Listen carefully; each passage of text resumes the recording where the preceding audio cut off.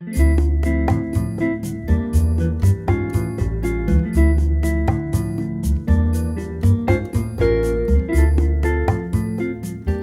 I'm Jim Shaw, publisher of Lexington's Colonial Times Magazine, and I'm also a board member of LexMedia, and we welcome you to this segment of Coffee with the Candidates. And I'm here with Neerja Bajaj. I'm sorry. No? Make sure we get it right, Bajaj. Neerja, you're a product manager for Verizon. That's correct. Okay. You've been in Lexington for about 14 years or so. That's correct. And you've had, the schools are important. You've had two of your children, one still in, one has gone through the school system. That's right. We came into this town when my kids were 7-year-old and newborn. Mm-hmm. And so my older one moved from private school into Lexington public school system, and he went through middle and high school here. Okay. And my younger one, who was a newborn, has done all her education in Lexington public schools. Mm-hmm.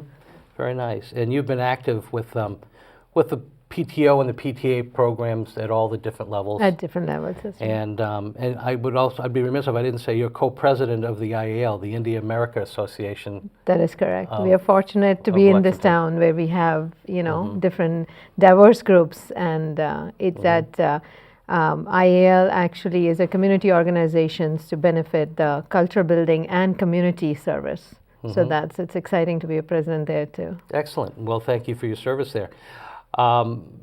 You're running for school committee. A lot of folks did. I know the decision to sort of even have this one-year seat was sort of made abruptly because Bill's decision to leave due to his own personal issues, his health reasons, and we wish him the best. He's served us so well. But again, for Bill to have to do this, I mean, he did it quickly. Because it allowed the town to put this election on with the other 3-year seats, so we wouldn't have to actually have an extra special election. So we thank him for that as well. You decided kind of almost in a vacuum. You didn't have much time to think about it. So that's true. So you decided you were going to run. Why do you want to serve on the school committee? Well, like most of our residents, a lot of our residents in Lexington, school is very important to us. And I have been fully vested, and right now my current focus is all about schools and kids' education. So it seems like if you have an opinion, might as well be engaged in the town and in the committee where, I can take those opinions and opinions of my friends and families here forward. Mm-hmm. Do you have any particular issues that are important to you personally? I mean, everybody seems to have their pet issues.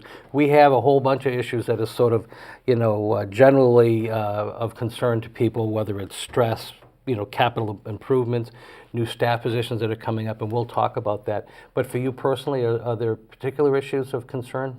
For me, I know space is important, that side, mm-hmm. but I think I'd really want to make sure that we address the student-to-teacher ratio. Mm-hmm. Our classroom size, after a certain point, the instructions are not meaningful. Right. And then students start to depend on themselves. If we don't have enough adult engagement in our kids' life, kids tend to follow other kids' lead, which leads to, in some sense, a place where they are making decisions which are not for learning, but for competing. And that creates an environment which, again, creates stress, which we are going to, which, as you said, is one of the key pieces that we are all talking about in this town.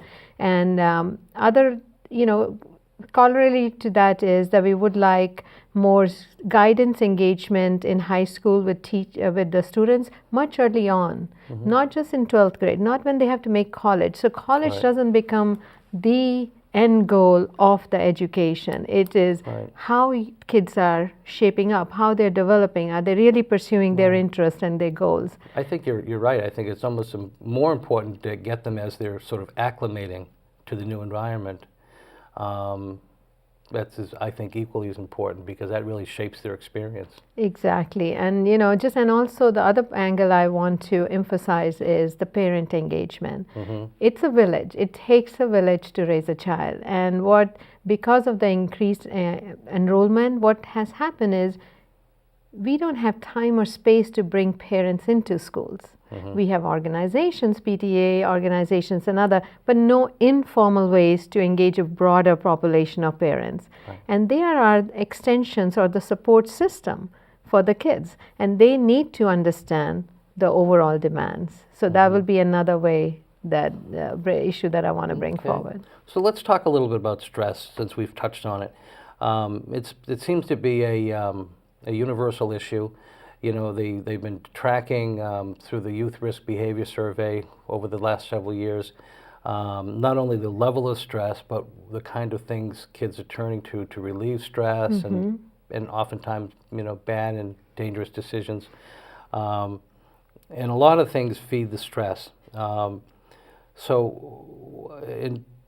know, as a member of the school committee, what would you focus on, you know, to address the issues of stress? You know, some people talk about the level of homework that are given to kids consistently without any real checking to see what other instructors are giving. Let's say, you know, you get math homework, you get English homework, you get this homework, science homework, and you know, is there any way to sort of check? So are these kids just being piled upon without any real plan? You know, I don't know. I'm just sort of, that's a rhetorical question I'm asking. So how would you begin to approach that and to sort of address the issue of stress? I want to address it in take a little slightly different angle to it, especially because I did not go to grade school in this country. I came here for college education. And going from that experience and what I've learned through my engagement with my kids in school, I say, first I want to say homework is not bad. I know it's not a favorite and kids would not like me, but homework is not bad. But it's what you achieve out of the homework. It's homework, you know, for thinking, for, you know, reinforcing an idea, for more project-based, which create collaboration environment for kids. A good homework and a more realistic timeline around homework is healthy for the kids to grow. But trying to say, you know, just making that an angle, I just feel then we will have kids. We have to understand the reasons for stress, correct? And like I said before, it's not so much the one homework thing, it's more so how we are running the classroom.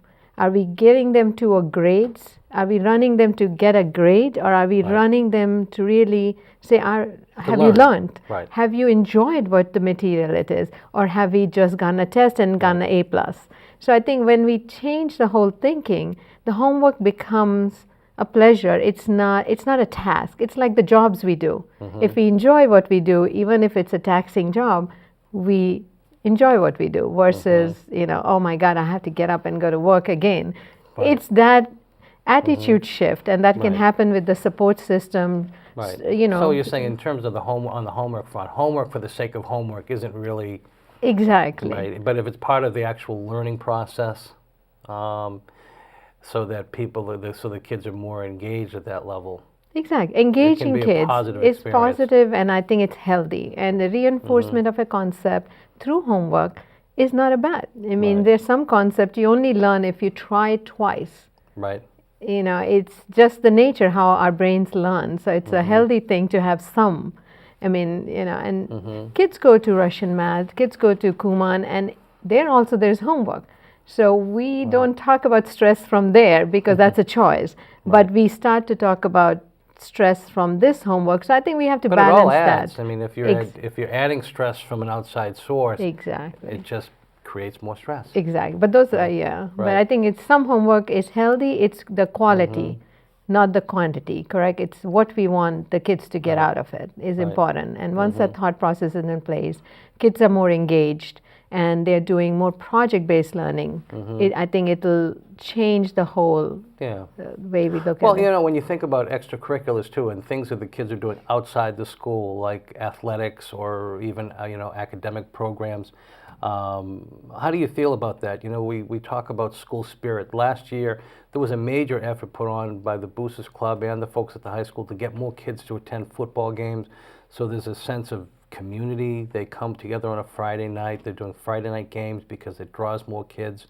And they're sort of all supporting one another and feeling good about being together. How do you feel about that? I feel very strongly about that, especially, I'm surrounded by my family and is full of people in education. They're at college level, not so much at the school level. My mother was a teacher all her life. So I have a lot of folks in the teaching environment, and I know that community is very critical, and community building is very critical to a public school system, and that's where we thrive. My kids are engaged in the school community through music, not through sports. And one of the best things I have enjoyed year after year is the Pops concert that happens at the year end, and there's this thousands, literally over 1,000 kids come. They have jazz band, orchestra, different levels, scorers. They all get up and perform. It's a wonderful community building activity, and we have to encourage, whether it's sports, music, drama, anything. The big dramas, productions that middle schools and high schools put together. It's just. I went to Harrington School and I participated in the performance of Shakespeare, The Tempest, in 5th grade. And you still remember, you see that? Those are the things that remember. stay with you for rest of your life. It's not, what did you do in math in 5th grade? I don't think you remember that. No, but I think that's what it is. Well, that leads me, to one of the other hot button issues is we've had a lot of retirements announced lately, not in the town of Lexington alone, but in the municipal offices, but in the school level. We're losing, our director of music, and it's going to be a tough loss for Lexington. He's been such a great leader and a visionary for kids. We have to fill the position of human resources director and the physical plant coordinator, and the high school principal just 2 days ago announced that she's retiring as well. So we've got a lot of shoes to fill. So I guess when we're thinking about working collaboratively with other members of the school committee to make sure that we're filling these positions with the right people, you're good with the idea of being a collaborative team player at the school committee level? I can, obviously I can say that through my product manager experience in a corporate environment, that's all we have to do. We have budgets, we have revenue. On the products I work on, have revenue of 100 million to 400 million. So the only way when you have that and you have budgets of 40 million per year kind of expense, only way you can make it happen if you bring everybody to the table. And people have diverse views. And it's wonderful to get feedback from everybody, and it's wonderful to incorporate. Everybody has something good to contribute. But I think at the end of the day, that's where that's the strength I bring, that I can work with people, listen, and also get them to a decision. I think that's also important. You can't get lost in all the ideas without any implementation. So that's another thing. You have to make sure we get to the point. Eventually, at the end of the day, you've got to make a decision. Exactly. Well, another tough decision, and we're getting actually near the end of our time together. So I just wanted to let you know. We talk about capital improvements. There are major capital needs. The high school. We've been talking about sort of revitalizing the high school for some time. The Mariah Hastings School has a need. There's been some talk about the possibility of acquiring the Mean Sisters Academy of Pelham Road as a campus, and then whether or not we need a 7th elementary school. So what are some of your thoughts?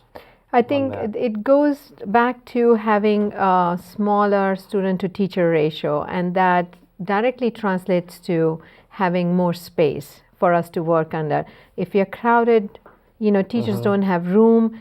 As simple as thing as if you go to Clark, my daughter is at Clark, if you ever try to navigate yourself between the classrooms, you can't go up and down. I mean, kids should feel they have wiggle room. Teachers should feel they have a space where they can display kids' work. So capital expense, as much our expenditure in these kind of projects, is very critical for us to provide our kids and our teachers a place where they can, support all the programs.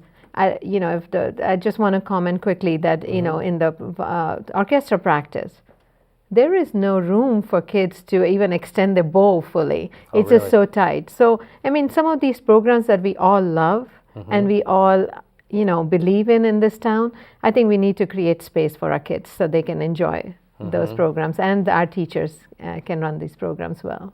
Great. For the first time, we're going over $100 million in our school budget. I mean, that's a major milestone. Yeah. And it kind of cuts both ways. It shows our commitment to education, but it also shows that, that it's an expensive proposition. So balancing that with the need to sort of pursue music and other important programs, because I know over the years, foreign languages have been on the block for cutting and all of that, or they've been used as footballs or whatever. And it's a sort of a euphemism for, is it expendable or what? So you feel strongly about these sort of extracurriculars, the music, and if we have to spend a little bit of extra money to maybe expand to achieve that greater ratio or the lower ratio of student teachers, that's an investment you're willing to make. I am willing to make, and I think we have to get creative with the budget, how we plan, how we do, and where do we get the money. All those other discussions we have to continue to have in a creative manner. And New York has done some things on school tax. There's some things we need to relook and think about. I don't know enough to say, but I think I want to bring some ideas to the table saying, let's just get our pencil and sharpen again and see, okay, are there some ideas that are working in other places? We don't want to become just highly academic environment, because that's not what make a kid complete. Okay. School is one place where they can try everything. My son just is in college now, and very soon you realize once you go to college, you have to start to focus in. Right. So the opportunity is now for them to really explore foreign languages, music, art, drama.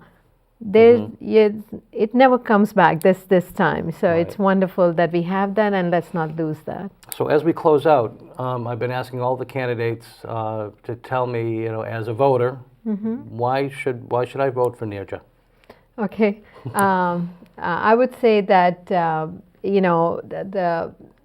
we have many strong candidates that are standing here for this position, and this one-year opportunity has created a great opportunity for us, because these new people like me who have not taken that step to get into the town are willing to take the step, because we think it's a place where we can learn, bring our ideas, and new perspective that is needed in this town. I think I would say vote for me because I bring my corporate environment skill, which so I can bring that to my operational side. And on the policy side, I bring my passion for some of these issues like small student to teacher ratio. So look at me, talk to me, come and meet me at a coffee shop so we can discuss more. But And if you won this one-year seat, would you seek re-election in a year? Yes, I would look to see it, because I don't think school committee position and job is very complex, and it's not short term. It's you have to have a long-term focus, and so this is a good 1 year will give a good learning opportunity. So then, even though I start to contribute, but I think next 3 years, then I'm ready. How do people find out more about you, Neerja? Do you have a website? Or? I am as you know, it happened very quickly. A lot of my fellow people who are running for this position haven't had time to process all You're not this. The first one, right? Exactly. So I'm getting the things together, and I'd be happy to post it on your paper, or any other media that when the site is ready. Excellent. Well, I wish you the very best. Thank you. Neerja Bajaj. Yes, you got it. Thank you so much for being with us, and I wish you all the best. Election day is March 6th. March 6th. Thank you. Really appreciate it.